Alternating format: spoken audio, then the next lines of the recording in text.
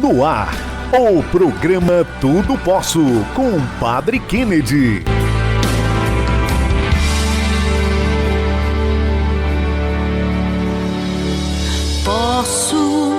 Tudo posso, naquele que me fortalece.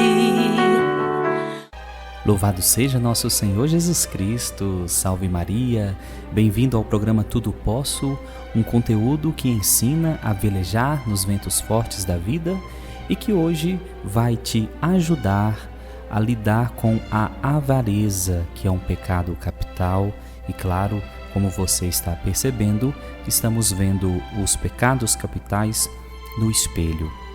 Nosso Senhor Jesus Cristo já dizia com uma forma de pergunta: que adianta ao homem ganhar o mundo inteiro, mas perder a sua vida? O problema é que a avareza nos faz esquecer dessa ideia tão clara. Na avareza há a ostentação nas palavras, insatisfação nas reações e a loucura nas ações. Pode acontecer algo disso conosco também.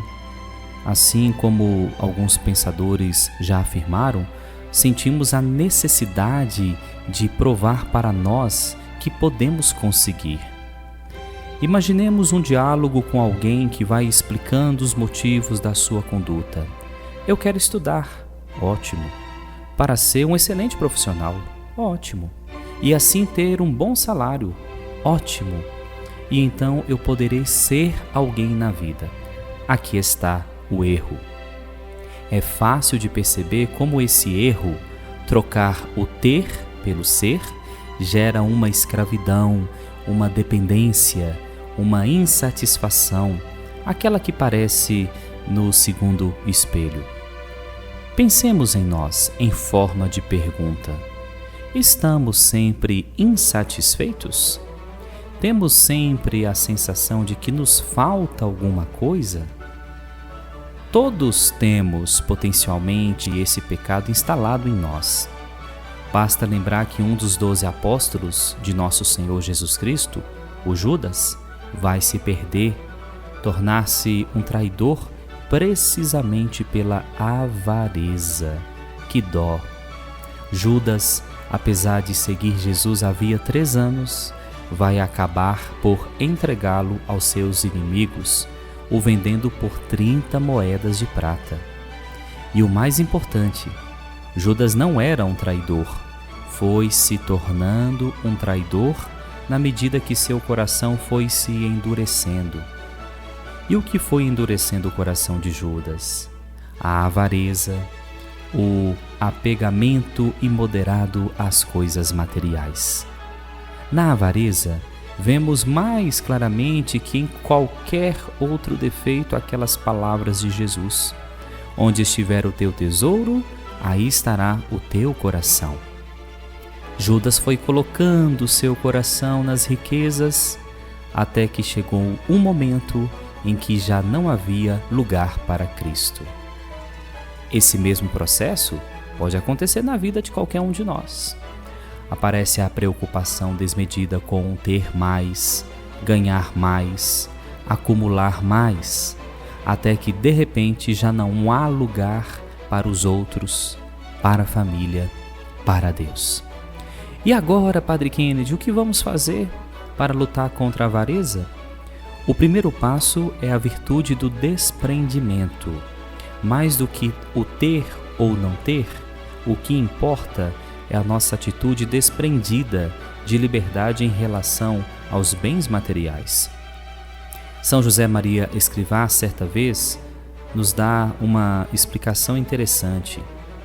Quando alguém centra a sua felicidade exclusivamente nas coisas daqui de baixo, perverte o seu uso racional e destrói a ordem sabiamente estabelecida pelo Criador.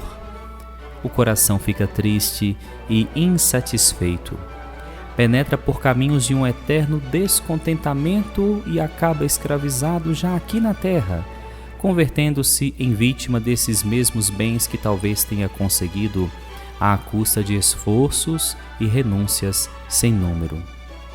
É muita gente que fala por aí: tenho terra bastante, mas permitirá Deus que eu viva nela?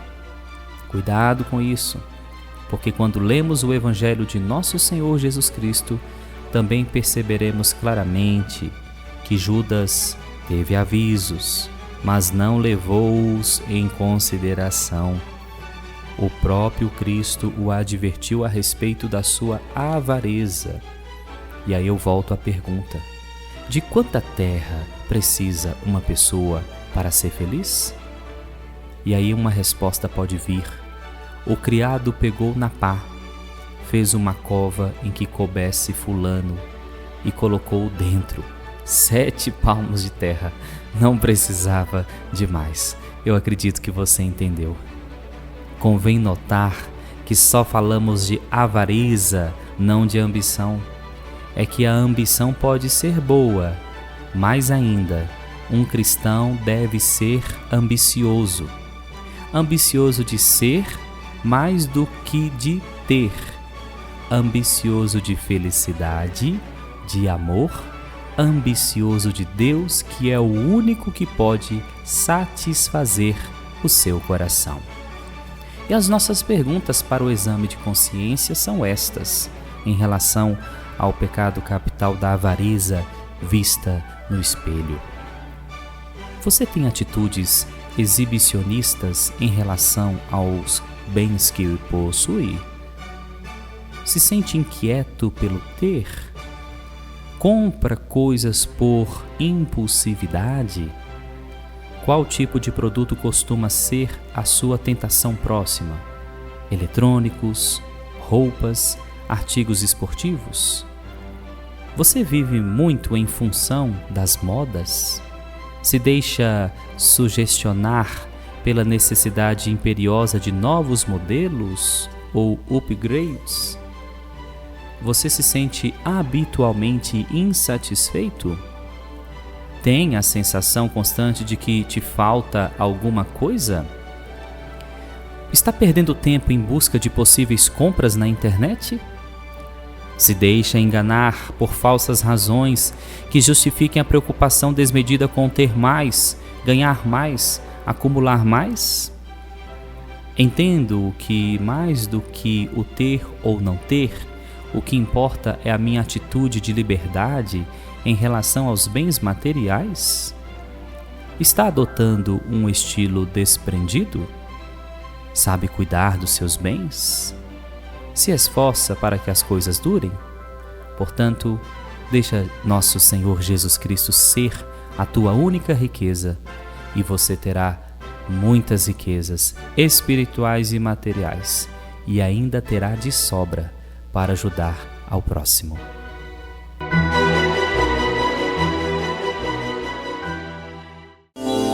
Escuta, meu povo, a minha lei.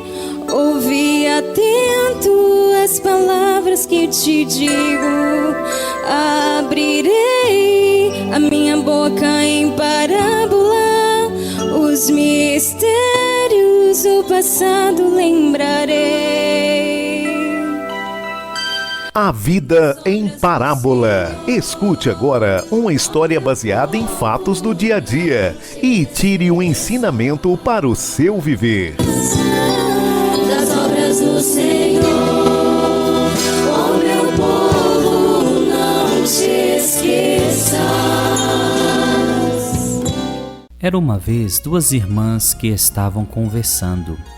A mais velha morava na cidade, casada com um comerciante. A mais nova tinha se casado com um camponês e vivia na aldeia. A irmã da cidade tinha vindo visitar a do campo e estava se gabando da vida que levava. Na primeira cena, como vocês percebem, deste conto que trago para você, a avareza se reflete no espelho das palavras sob a forma de exibição da irmã mais velha a respeito da mais nova. De fato, enquanto tomavam chá, começou a mais velha a gabar a vida da cidade, dizendo que se vivia por lá com todo o conforto, que toda a gente andava bem arranjada, que as filhas tinham vestidos lindíssimos, que se bebiam e comiam coisas magníficas e que se ia ao teatro, a passeios e a festas. A mais nova se defendia, afirmando que preferia uma vida mais simples no campo, que afinal sempre teriam bastante que comer. A irmã mais velha ironizou: bastante?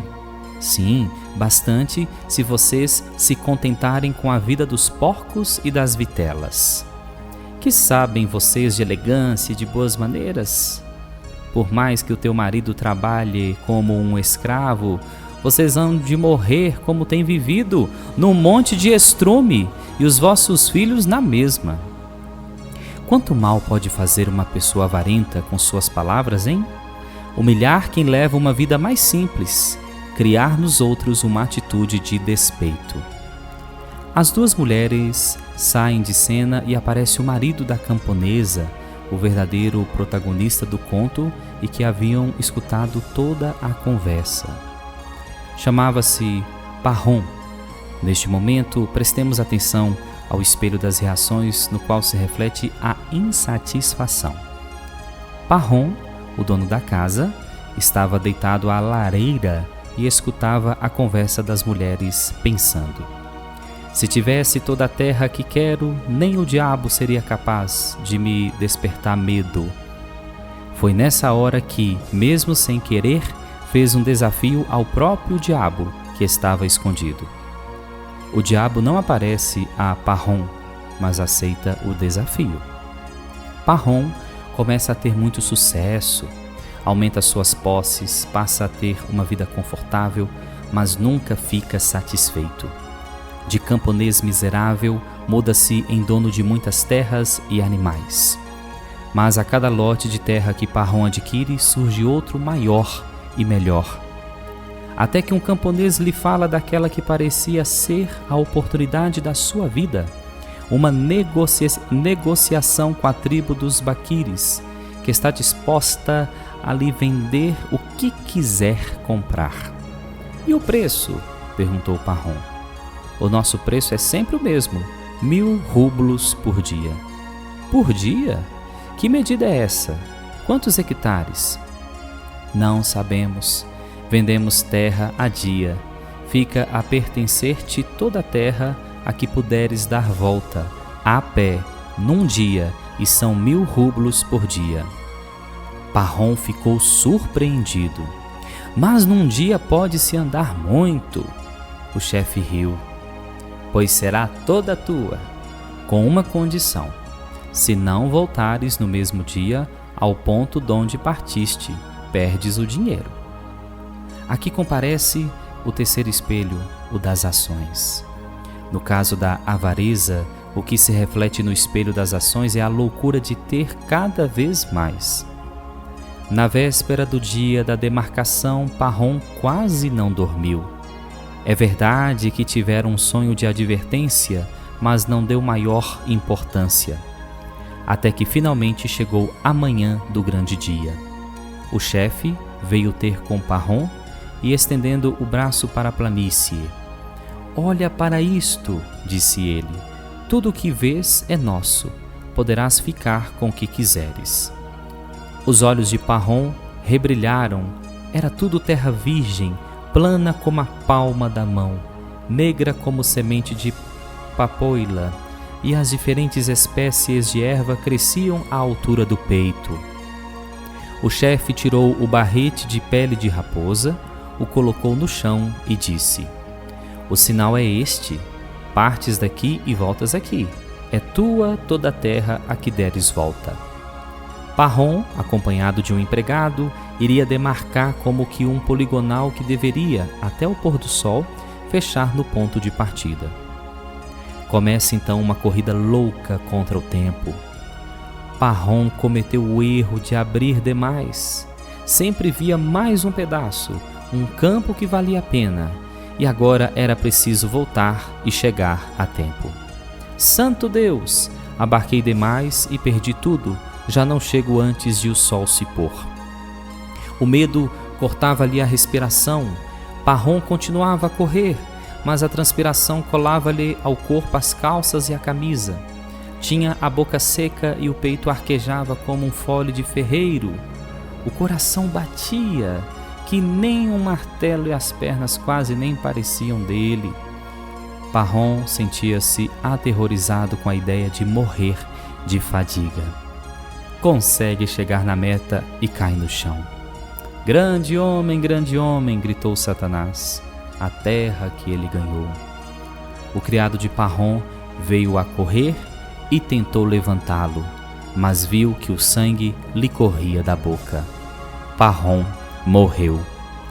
O criado pegou na pá, fez uma cova em que coubesse Parrom e o colocou dentro desta cova 7 palmos de terra. Não precisava de mais. Que a reflexão sobre a nossa morte nos ajude a vencer o pecado capital da avareza. Nosso programa Tudo Posso fica por aqui. Muito obrigado pela sua audiência. Se inscreva no meu canal no YouTube. Lembrando, de ativar o sininho para receber as notificações. Muito obrigado pela sua companhia. Divulgue nosso programa para que muitas almas sejam alcançadas por este meio de evangelização. Um abraço, fica com Deus e até a próxima.